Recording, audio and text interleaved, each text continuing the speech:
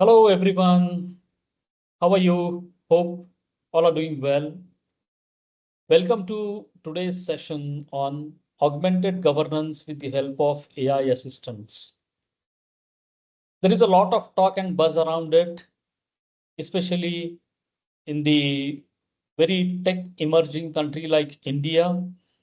There's a lot of adoption of AI and noise around it. There are various ways and means where AI is adopted in multiple tasks in the governance. But let's start with a very simple observation. Okay. Every day we face many tasks that demand our continuous attention. They're very routine functions. Sometimes they're urgent requests, and they are ever growing pile of data and decisions. This is not new to anyone. As a government officials, we face it every day. But imagine for a moment that each one of us had a digital colleague sitting by our side. It's not just a software, okay, but a true assistant who's always alert, never tired of working, unlike myself, never forgetting another trait of mine, very fluent in every Indian language, may it be Marathi, may it be English, Hindi, Gujarati, all Indian languages, very instantly aware of every new government order that is coming in, new policy updates that are coming in, new circulars that are ever issued. Keeping a track of all of this, this is a routine task of mine as a government official, but it is very, very difficult for someone like me to keep in mind. But here is a digital assistant or an AI assistant sitting by my side and keeping all this in mind. Now, what if you could ask a simple task? Okay, I'm a block development officer, I'm a BDO, and I have been a very someone asks me, show me the latest guidelines of housing schemes in my district. And then I have to, swift over the files, regulations, search, multiple things. But someone who can give me an instant and a clear answer in a plain language that I and my colleagues can understand. No searching required, no more delays because of searching. Now, all this, what I'm talking, friends, is not a science fiction or not an AI movie. Okay. It's happening around the world. Governments are starting to work alongside such digital colleagues. They are AI powered assistants. They handle information very fast. They answer your queries very fast, and they support your decisions in real time. Okay. We are actually entering the age of augmented officer, where the unique experience and the empathy of a human official is combined with a speed, scale, and the memory of machine intelligence. Now, this is not unreal. This is happening. Okay. And this partnership doesn't replace any civil servant. Okay. It instead gives each officer like a superpower, the ability to process more information, respond faster to queries of citizens, make them very fair, make them transparent, objective, data-driven decisions, and ultimately making governance more effective and more human. So let's begin with today's discussion. Let's consider a single crucial question. How can we harness these AI assistants not to replace my work, but to elevate it, making our services faster, quicker, as I said, and more accessible than ever before. To throw some light on this, I have requested my colleague, Nikhil Mahen, who has been traveling across the world and in India, helping many companies, many government agencies in making this real, making this happen. So with that, Nikhil, may I request you to sort of take it over and walk us through in terms of what is real, what is not real, what is hype, and what is happening. Over to you, Nikhil. Thank you, Raju. Very excited for this opportunity to talk to all of you. So, very quickly, what we'll be going through in what should be about an hour is introducing you to what are AI assistants, why they matter today. We'll talk a bit more about their structure and all as well. We'll then talk about in depth some case studies that have actually already been implemented across the world. And finally, what are our thoughts on the use cases of AI assistance in public service, specifically for India? We've tried to come up with some ideas for where AI assistance can be of great value to our own government servants. Right? So Fantastic. to kick things off with the definitive question, what is an AI assistant? Right. Now, you have an AIS, you have assistants who are either physical people, there's a lot of dependency on them, or you have AI assist. You have actual AI solutions like ChatGPT.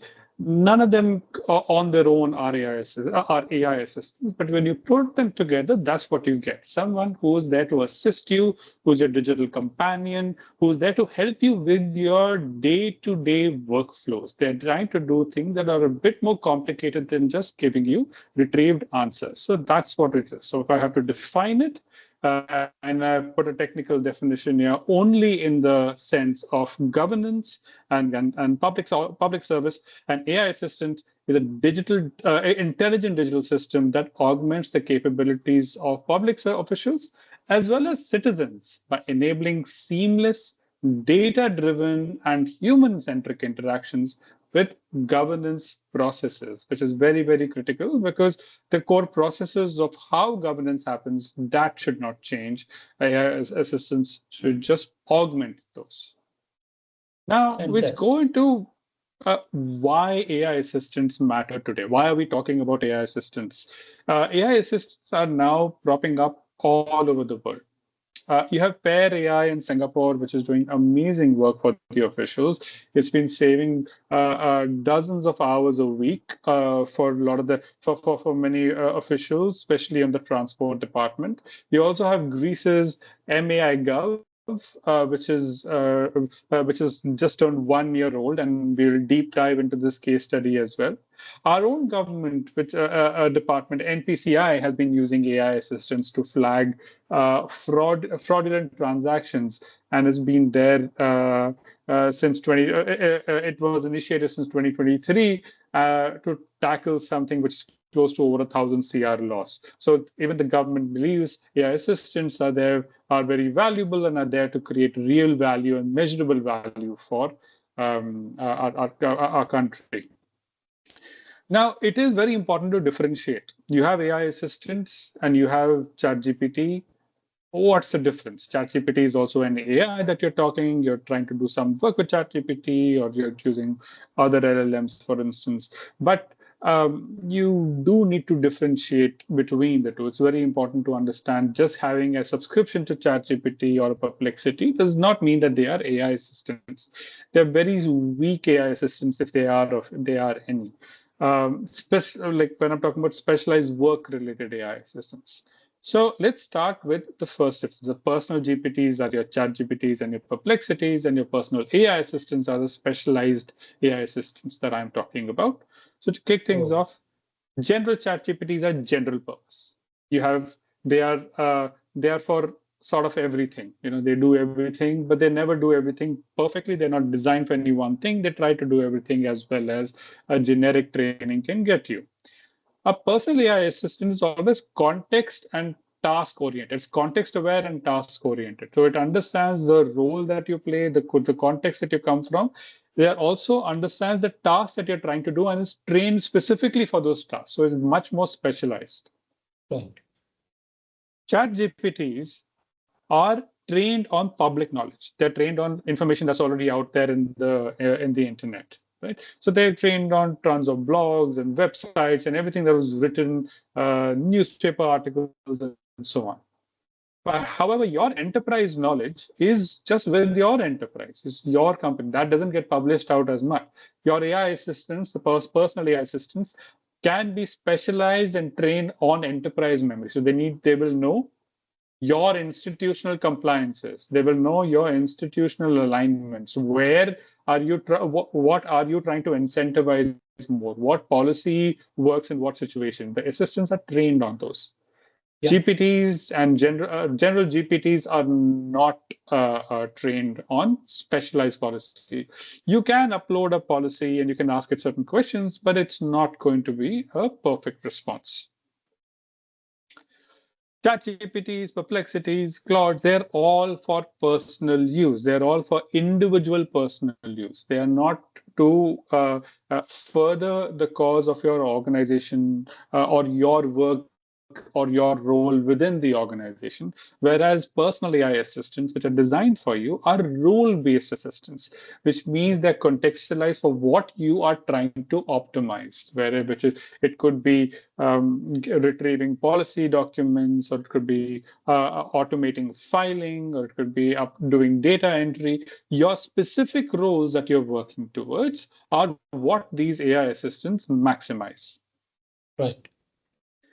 So traditional systems that we have in our government, and not just government, even enterprises, sort of fit like this. You have a layer of systems on top. You have your financial management systems, supply chain systems, transport management systems, learning management systems. They're all systems. They all have a UX. They have something that you're seeing that you're entering information in. And there's a backend database where everything is being stored. So you have a database, you have a front end, and everybody's working on the front end. Right. AI assistants work a little differently. They work in a very interesting way, which allows for a lot of intercommunication between the systems, thereby giving you much more robust outputs and much more robust work produce. To give you an example here, if the AI system structure flips the traditional systems on its head. It doesn't really care about the user interface of traditional systems. It just looks at traditional systems as the data repository in the specific structures that are defined for the data. Then the agents, through a set of smart layers, from which I will talk about in the coming slide, break those structures down by data sources and look at them only as repositories of that data, and use agents to call data from the right source and process it in an intelligent way. Now, I know what I just said is a mouthful, but what that means is you can get you can have very complex requirements met through a single chat interface. An AI assistant, you should be able to get things like project update, which might require you to look at your project. You might have to require you to get your financial modules, your ERP systems, your BOM systems. All that can be put together and get a consolidated report without having to query them individually. So that is where AI assistants help you with your workflows in a much more intelligent way than traditional systems do. That's quite interesting. This is a fundamental change. It seems very interesting to know further. Absolutely. So I promise this is the only technical slide, but it's important to understand what the layers of those technologies are. It always starts with what we call the consumption layer. This could just be a layer like a GPT. It could be a Microsoft Office for everybody. Some of you might have played around with the Copilot, so that's what it would look like. It could be a Teams interface if you're all Teams. It could also be a Google interface if you're working at the Google universe. It could also be an internal interface or just a little assistant that sits in the corner and you can bring it up whenever you want. Even a chatbot on a website can be an assistant. So it's just about the interaction layer, is a consumption layer. This goes into the layer where your business logic is defined along with what we call an orchestrator. I gave you an example of assistants calling information from multiple data sources and coalescing them. This is the layer that allows you to do that. This is called the orchestration layer. it breaks down your query into into its subsequent bits of where it's getting the data from and how it's going to process it. There's a business logic layer that retrieves the data and processes it in an intelligent way. But for that processing to happen, it needs to know how to talk to the database. That comes from your vector databases. It makes meaning-based searches more intelligent. So when it is talking to a specific individual database, you're not sending a SQL query, but you're making it much more intelligent to know exactly what you're getting. And that goes up the chain into the consumption layer. And finally, like with everything that is GPT based today, they all have to sit on specialized LLMs. Now, these LLMs can be trained further for your specific purposes, or they can be general LLMs that are just feeding into the vector databases. These LLMs are your ChatGPTs, your Llamas, your Claudes, Mistrals. There's so many of them. Even Krutrum now in India, there's so many more LLMs that have come up. Now, Yeah. So, yeah, Nikhil, I'm sorry, I'm just interjecting you here.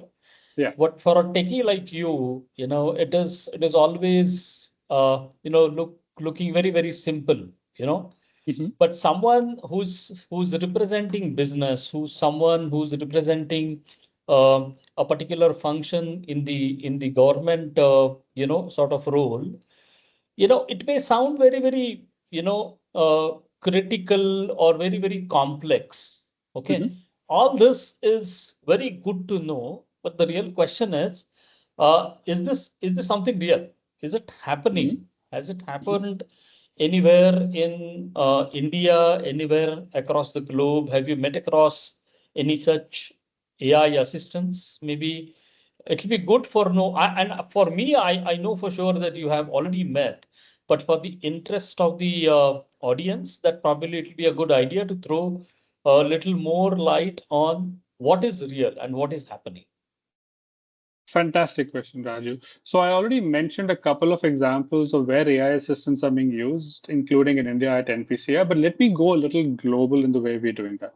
But before that, it's important for us to understand what AI assistants can do specifically, what they can do, and I've tried to break it down. What can they do for government officials, because that is more organization focused, and what it can do for the citizens themselves. So assistants aren't just for government officials, it's also outward facing, how the government talks to citizens, and it can be the citizens official, or it can be a momentary assistance to citizens where officials aren't always available. So I've tried to break it down into two sets of the of kind of work it can do.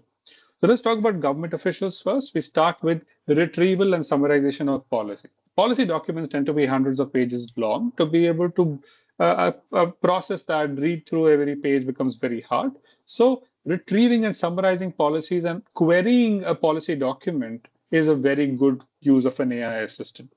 Similarly, automating routine tasks. This can be data entry. This can be retrieving, getting information from a lot of emails and collating them. This can be sending updates to people. Your automated routine tasks, everyone has them, and these are the ones I just mentioned are the ones I go through. I am certain government officials go through thousands of routine tasks as well, because they are the ones for front-ending government policy, and those policies have to be repeated over and over again for them to be successful.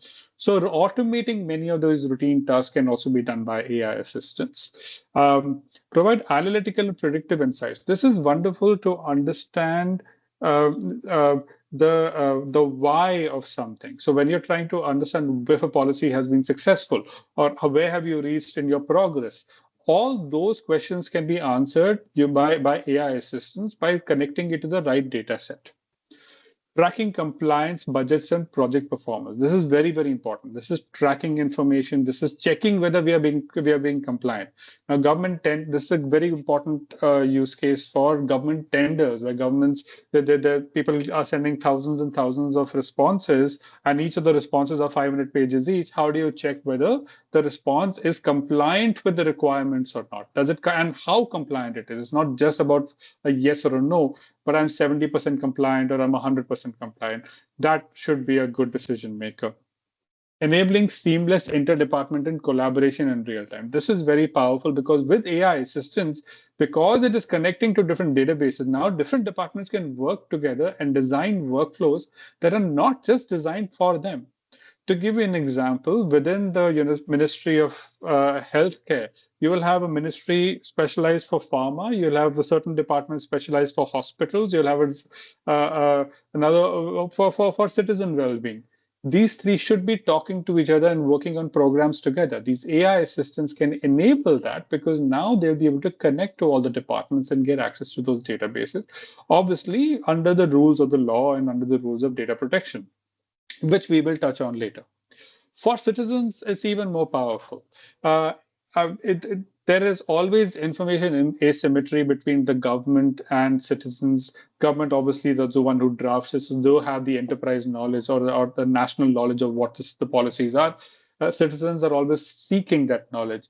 And it's always very hard to understand the nuances of it because the language is relatively legal and everybody isn't trained on that. So the explaining policies, rights, schemes, and understanding it in a language that you're comfortable with are very, very critical, and that's what AI assistants will allow you to do. Similarly, these systems can help citizens navigate government benefits and services. It's similar to the policies, but again, are you applicable for this for certain services? Can you avail certain schemes? All those you'll be able to understand using this.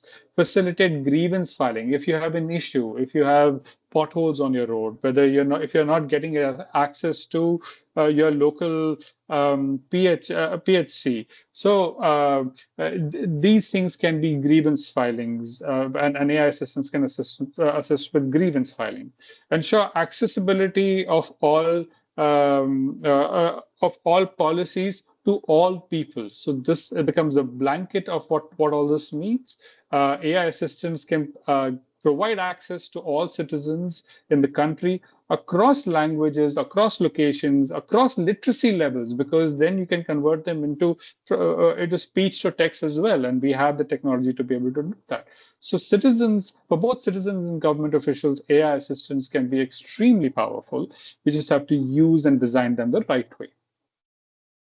Now to come to your question about where it's being implemented across the world. We have selected a few use cases, mostly government, but I have one non-government use case, which I thought was very, very powerful here as well. So let's start with let's start by going to Greece first. You have MAI Gov, which is a government AI assistant that has been developed by Greece. So let me start with the context of what this was, right?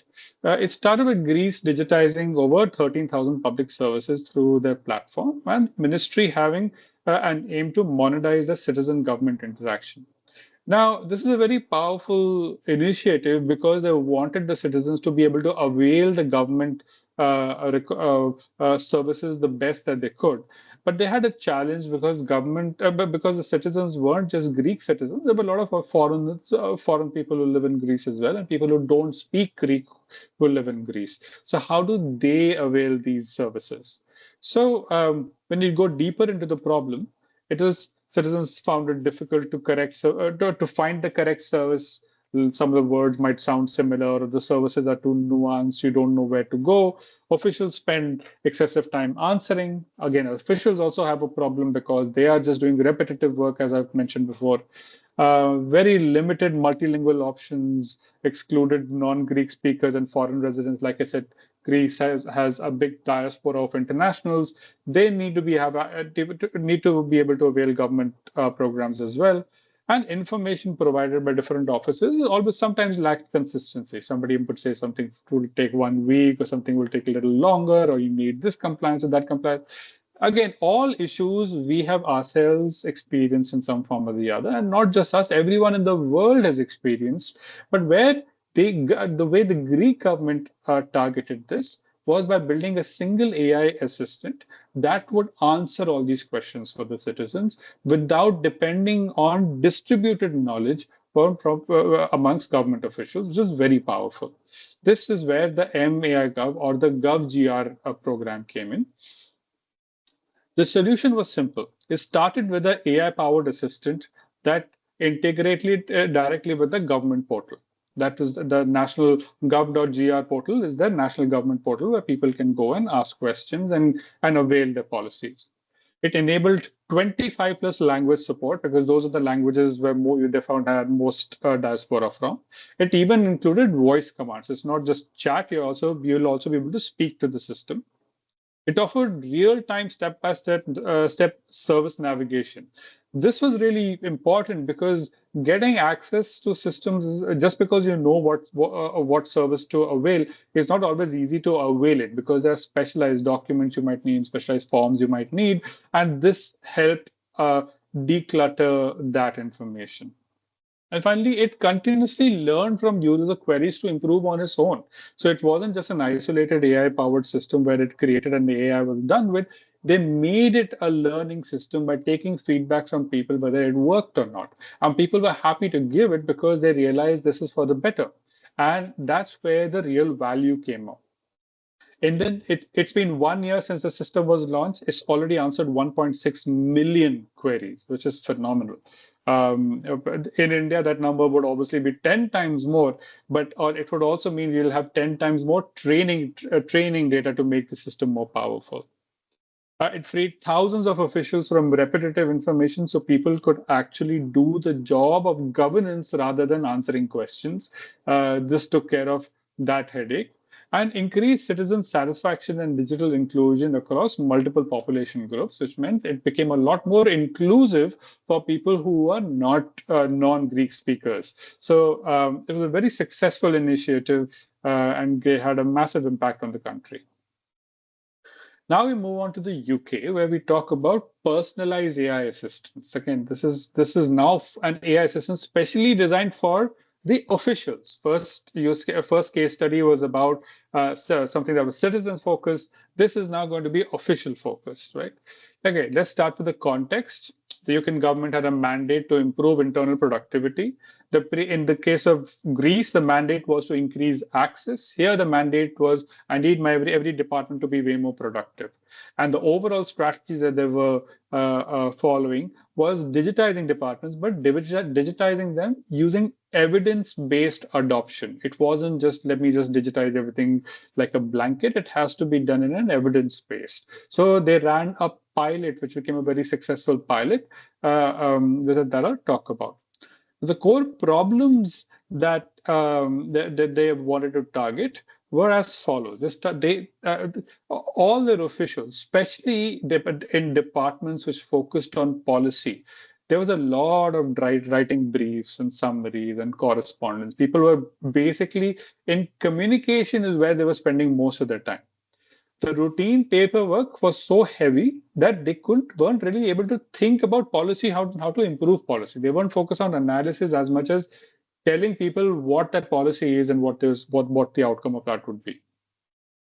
This led to lack of innovation in the governance. This led to increased bureaucracy. Then it led to a lot of delays, and even the bureaucrats themselves didn't want it. So to change that, they wanted to empower the bureaucratic layer of the government with AI-powered tools, which would make their day-to-day work much better, and that became the co-pilot integration. They basically they partnered with Microsoft to incorporate co-pilot in their government work. What did that solution look like? It started with an AI assistant that went all across the Microsoft ecosystem. They brought the government, all the government departments which were part of the pilot onto the Microsoft program, and so everybody has to have this AI assistant. The officials use natural language now to draft their speeches, briefs, memos. They started connecting it to a lot of different documents and different data sources and asked it to draft things automatically and started coming up with outputs much faster. What would have taken them hours and hours, it started doing that in minutes. It automated summaries and to-do lists. It would automatically assign jobs to people after the end of every meeting. That made meeting tracking and job tracking much faster. And it became very contextual to every individual because Copilot learns about the person as it is working. And finally, it offered personalized, secure support while maintaining department data privacy. This is very, very critical for any organization, especially government organizations, that the data privacy has to be maintained. And because it is Microsoft and their systems are very compliant, the Copilot is also very compliant with the whole AIification process. What was the impact of this? An average worker saved 26 minutes per every day. Now, 26 minutes doesn't seem that much on the face of it, but when you actually extrapolate it across the number of employees you wanted it, which is like Maybe thousands 20,000 of employees, employees. Yeah, I believe it is around 20,000 employees. And yeah, it adds up. It adds up a lot. And even for the 26 minutes that it is saving 13 working days per person. The mental anguish itself would be worth, even if they just go and have another coffee break, that would be a great value add for the company, because for the organization, because it would make people a lot more comfortable with work that they're doing. It'll give them maybe more 13 days mental additional rest. leave, Nikhil. 13 days additional leave, that would be wonderful too. Absolutely. 82% of the users requested permanent access to Copilot once the pilot program was completed. That showed the success of the program. And obviously, you had a much more higher quality and consistent communication. Also, and that resulted in the officials spending more time in their analysis, in more citizen-focused activities, and it became the blueprint of how you scale personal AI assistants. So AI assistance is now going to be part of the UK civil service in different forms, because this has been accepted that the Copilot POC was very powerful. Let's take this across the board. Now let's take a look at a case study that is non-government, because it's a very powerful case study, I believe.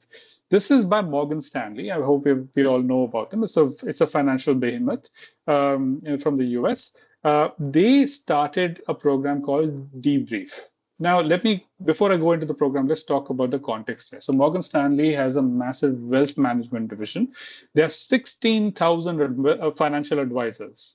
Wealth management division that basically helps high net worth individuals manage their investments and financials better. So this is what the program was for. The leadership sought to convert institutional knowledge into real-time conversation. So Morgan Stanley has a massive research division, which is collating information at a very, very fast pace, putting that information together, analyzing that information, giving you smart outputs. All that requires a lot of effort. And that's where the problems came in. So financial advisors were overwhelmed by internal research. There was so many PDF documents, so many research reports, thousands of lines of Excel to go through. Information was disparate and unstructured most of the time. So it's very hard to analyze everything manually. And you had specialists who were doing it, but there is a limit to how much a human can do. So the time spent on this was a lot, and it wasn't spent as much on client relationships, which is where the real value for the wealth management division came. There was a flip side that the clients expected outputs much faster than they were getting, because they had seen the world change so much faster. So with all these inputs in mind, Morgan Stanley decided to invest in a program in collaboration with OpenAI called Debrief. Now, the Debrief program looked like this. They partnered with OpenAI, and that time GPT-4, now GPT-5, to build Debrief as a financial assistant. This assistant would have access to proprietary research and market data that is collected and analyzed just by Morgan Stanley. Now, this is very highly classified information for Morgan Stanley. It's very important information. This is what gives them the competitive edge. So we know that they had to follow very strong data privacy policies for that. So you can do this in a closed environment. It allowed advisors to ask natural language questions like summarize today's market. It would even allow you to ask questions which are more specific to clients with different risk appetites. So you could say about where the market's expected to be, and should a company or should a client with this kind of risk appetite invest in this kind of a market, and it would give you a very thought out, analyzed result. More importantly, every user, every financial advisor would not be the same. They would be advising people with different risk appetites, focused on different industries, and so on. This catered to that. It catered to their personalities and it became the personal assistant, going as far as helping them prepare for meetings, creating reports, even updating them on calls, and so on. So it became a very powerful solution. Its impact was that the assistant reportedly saved 30 minutes per meeting. And Morgan Stanley financial advisors had a ton of meetings in a day. So 30 minutes of meeting was incredible. The CEO said the AI tools allowed the financial advisors to save 10 to 15 hours per week. That is an immense number of hours per week. And that resulted in a 98% adoption. This was rolled out for everyone, and 98% of the advisors, of the 16,000 advisors, actually adopted this. One would actually think why the 2% didn't adopt. And finally, this impacted $20 million in savings. This does not account for the increase in revenue, which people would have had because of better user experience, better customer experience, and all, and along with better insights because you're doing faster insights. It does not account for that. It just accounts for the time, the savings in effort and time, and that was estimated to be about $20 million. Now it's It's good. incredible, Yeah. Nikhil, but is it only possible, only only abroad, only in the foreign territories, only in the private sector companies like Morgan Stanley, or is this something that can happen in India as well? Absolutely. This can absolutely happen in India, and we have curated some specialized use cases for this. Now, the wealth of India comes from the fact that we have incredible amount of data across a very distributed set of government offices. So AI assistants can be designed specialized for each government office and for different workflows. They can be very critical workflows. We'll talk about that. So what we have done is try to take a stab at a few use cases. We've fleshed out a couple and given you a glimpse of what other use cases this can actually work towards as well. So we'll just focus on a few first. So let's start with the one logic. We've given interesting names to many of these.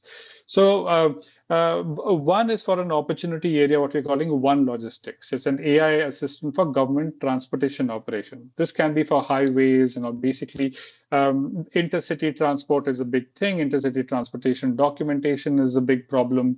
There's a lot of time. Every time you've crossed a state border, you've seen queues and queues of trucks waiting for their documentation to be verified and go through. You have to track their airway bills and coordinate with field staff as well as the head office. It's a massive amount of effort. And there's real hours and hours spent, and there are a lot of manpower spent on it.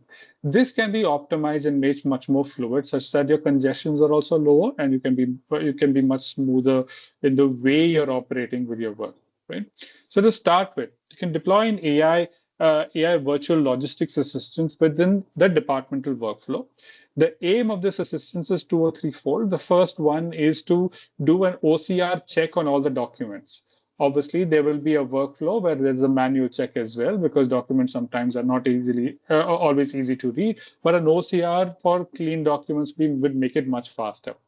This would further, because it would read the information that much quickly, it can also update information on real-time shipment status, route updates, exception handlings, all happening in real time. And also, this enables communication across languages, because you have people traveling from UP going all the way to Kerala and going through regions where they don't speak the language and still have to communicate with the local officials. So this reduces the barrier between languages, because the system itself can be multilingual. It'll integrate with your existing ERP, your e-transport system, and this will be seamless data sharing, not just with your department, but across states. This can also be used for explanations of when something goes wrong, of who was responsible, and where the mistakes happen to improve your systems better. So our impact for this: reduced manual verification time, improved delivery accuracy, and instant digital support for daily operations. This would be a very powerful way to decongest our highways at every entry point for any state. Um, Another use case which we thought could be very interesting is rural atlas. The opportunity here is that all our job schemes or rural development schemes are very fragmented. They are there all over the country and they're doing very well, but they're fragmented. It's always hard to identify what's working and what's not working. And you always get to know this very late once the whole year has passed and an analysis happens. There's no data integration that has happened. There's very little, and it's still a very document heavy process. You still need like a whole stack of documents to understand what is happening and where. So digitization of the documents is always a problem, and it's widespread across the world, across the country. There's similar problems across the country. So one solution will be able to solve for the whole country and at a single go. So this is where the rural atlas will be very powerful. Started with the AI system that consolidates data. This would just either using an OCR scan upload the data along with giving a digital interface to update that instead of writing now. Secondly, it will provide voice and text-based queries. So you'll be able to query data in one go and get it at an instance. The way we had described the structure of AI assistants, where you had data coming from multiple sources, that's what you will be able to do that. So for instance, show villages with lowest Manrega utilization. Or it could be correlate Manrega utilization with the gas program where the government is providing gas. Is there a correlation where there's been uptake in one when more employment has been given? So you'll be able to find correlations and seeing which programs are working together really well, and you'll be able to do a lot of cross adoption. It'll generate auto summarized review notes and scheme performance for district collectors and BDOs. Again, this is not just at the center levels, but people on ground will be able to know what is working and which scheme is working on ground, and gives you summaries of what can be done with this.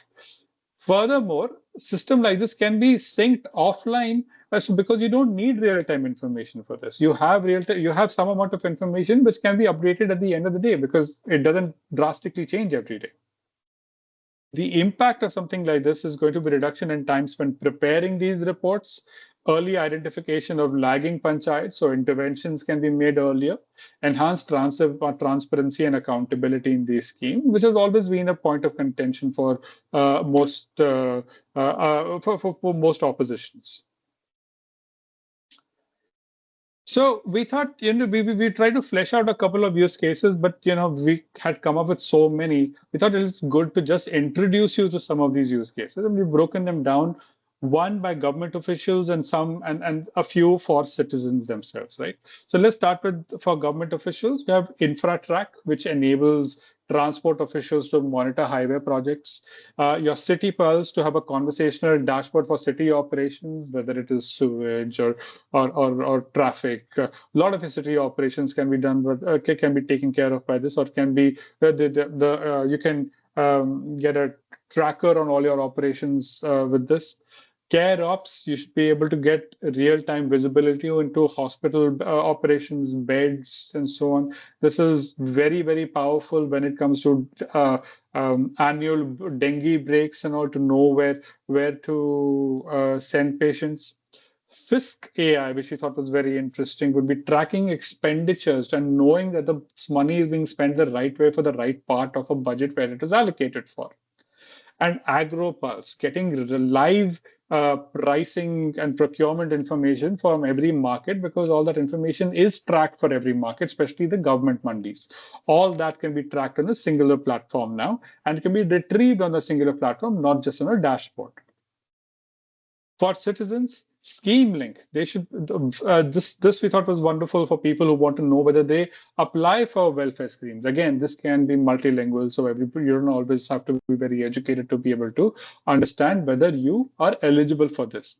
City Connect. It lets citizens access and request municipal services. So there is a pile of trash around your house and nobody's picked it up, or there are potholes in front of your office. You can get those. You can flag those as issues. I believe there's similar solutions that are coming up now, but with AI, you can make it a lot more intelligent.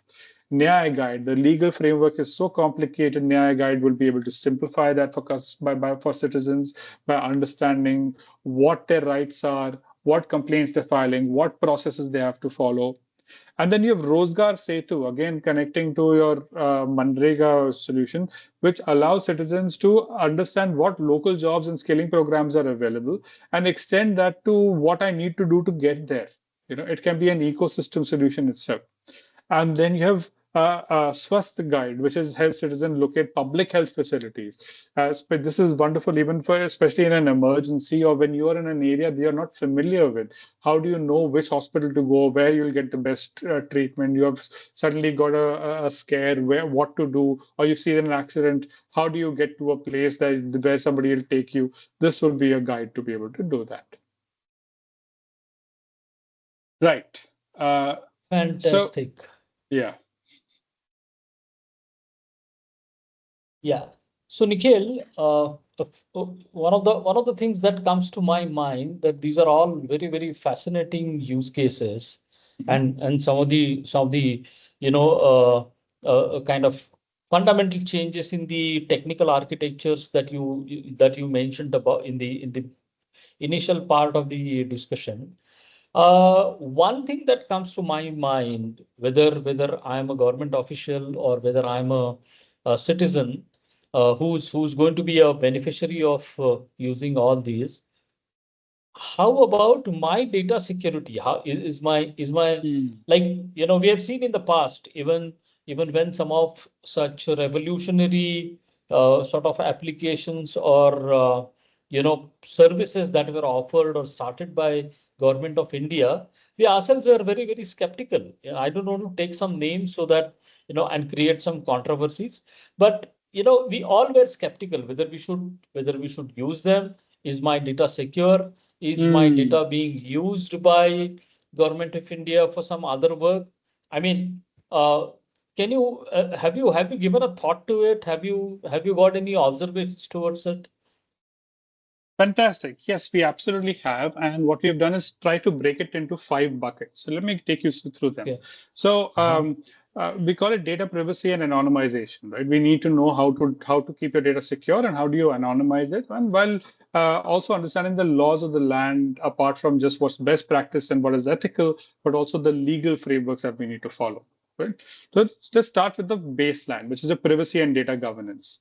This is fairly standard. Your data needs to be encrypted within the government network. It should not leave the government network and it should not be accessible from anywhere.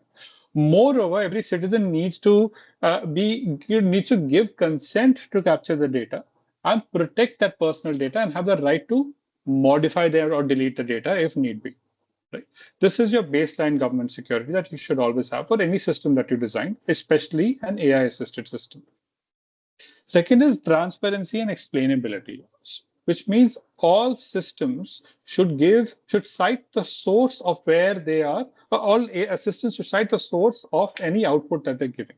If they're giving a specialized policy or giving you an analysis, it should be able to cite the sources. So these are the things that took into consideration. This was my thinking, what we call chain of thought reasoning, and help you arrive to a consensus whether this made sense or not, or whether it is connecting some very incorrect information. So there can be an audit around this, and in a very quick audit, the user can themselves do. Moreover, every time an AI is giving the response, citizens should be informed that the AI is giving a response and should know how this decision can affect them if they accept this decision. Right? So they need to be able to know the repercussions of following through on an AI response, and how do you counter it if the information turns out to be incorrect. Which takes me to the next point around accountability. Let's start with the government departments. They need to have a data protection office. This requires a specialist, but a bunch of people who are looking at the AI assistance and overseeing the compliance and the use of AI in retrieving and processing the data. And citizens need clear grievance redressals for when incorrect information has been given to them. So they need to know when. And it also should be in a way that there is minimum impact on the citizen. So when information is given, one, there's disclaimer, and second, there should be a way for citizens to validate it very quickly, as well as give feedback that this information is incorrect.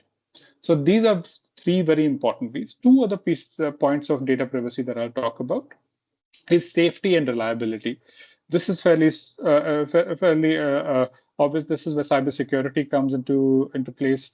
Information should not be manipulated, or misinformation should not be spread, and you cannot have security breaches like through cyber attacks and so on. There's a lot of regions where cyber attacks are now increasing, and we need more and more data security and safety standards in place for this. And we have specialists who take care of this. And finally, legal compliance and ethics. All government systems, they need to follow the DPDPA and the IT rules and data governance policies that have been put together by absolute experts in this space. So we need to follow those guidelines to get us the best outputs. Also, citizens' data needs to be processed ethically and lawfully under the national standards. So they already have defined standards. Those will define how data needs to be stored, retrieved, how anonymization has to happen. Again, this is very high level. Obviously, there's a lot more depth that we can go into each one of these, but there are specialized frameworks in place for them. But instead of going into that, I'm going to throw it back to you to sum up everything that we have gone through in the past hour. So back to you, Raju. Thank you, Nikhil. Thank you. It's been an hour and we didn't realize even how the time just went by. There's so much of new things that probably people can get to know. Of course, there is a plethora of information that is available on the web with so-called AI experts and every new AI academy that is coming. Like I don't want to use any other words, but it's very, very important to know that from the actual practitioner standpoint, what is that we are seeing in the market, what is that we are seeing with companies in terms of adopting. And when I say companies, I mean both. I mean, it's the private sector companies as well as the public sector companies, or the government departmental secretaries, all by themselves. Okay, that's quite a packed information that we went through, or we realized in last 1 hour or so. Just to summarize, as you requested, probably here are some key takeaways that probably we have tried to put in. There are key areas that you need to sort of identify. AI assistants are the new interface of the governance. This is we started on this premise, whether this is not a science fiction, this is not any movie, but this is reality. And this can be the new interface, or this probably is happening or becoming the new interface of the governance. The bridge between, or a gap between, the citizens and systems is narrowing every day. And that is probably one of the key reasons that every sort of a big or a small company, they're trying to sort of adopt to this, sort of explore the ways and means in terms of how this can be implemented in a day-to-day life. The second and the key takeaway for us is like this all this what we just talked, this is augmenting the current thing. It says the if I'm a officer who's serving for the government, if I'm a citizen who's taking these services, these AI assistants, they're designed, to empower as an official, to do more for the citizens, and as a citizen to get a faster, better, quicker, and then fairer kind of judgment or service. Then, of course, as we all know, that India is becoming one of the biggest AI hub globally in terms of providing the AI to the world. And it is of course now looked at as a primed kind of a government or a country to adopt these kind of solutions, or these kind of new technologies. We have a very, very vast and very, very I would say variety of administrative data. We have one of the maximum language speaking country across the world, unlike one language, one country that some of the nations that we have seen. All these makes us one of the best kind of candidates in terms of adopting the AI assistance for our own governance, for our own sort of systems to be more transparent, more accessible to all. Similarly, there is currently, us talking to them, us as a government officials talking to the citizens. This gap needs to be bridged, and there has to be a more friendlier conversation. Probably that is what something that can be aimed, and this has been the state where we sort of come from, that is Maharashtra. There are a lot of initiatives that we are seeing that are happening in terms of making it a conversation friendly state, wherein we as people can converse with government in terms of variety of things. And as we have put it there, it's a conversation and it's not a queue. Nobody's standing or nobody's waiting for their turn, to get into that queue and get the information or get the verdict that they are wanting for. And then the last but not the least one, trust in public systems, which is like one of the major concern area, which is the biggest paucity today. People are lacking trust in the public system. With this kind of, transparency, this kind of transparent, sort of way of governance, it should definitely help improve the trust in public systems in a big time. So I think these are some of the key takeaways. Now, while these are the key takeaways, we as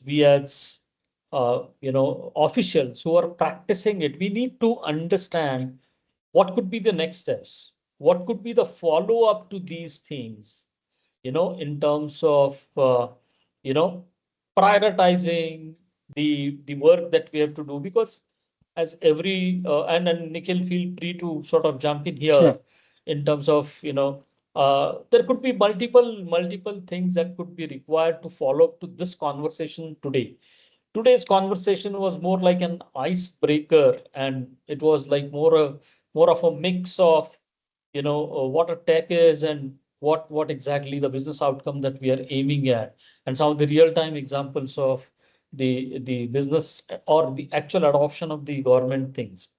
So so some of the next steps in terms of trainings that probably we would like to sort of recommend to our follow listeners today.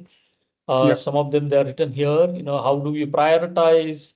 How do we actually apply this in the governance? How do you enhance the data protection, privacy, applying various compliances to laws, all these things. So maybe one final word from your end, Nikhil. Sure.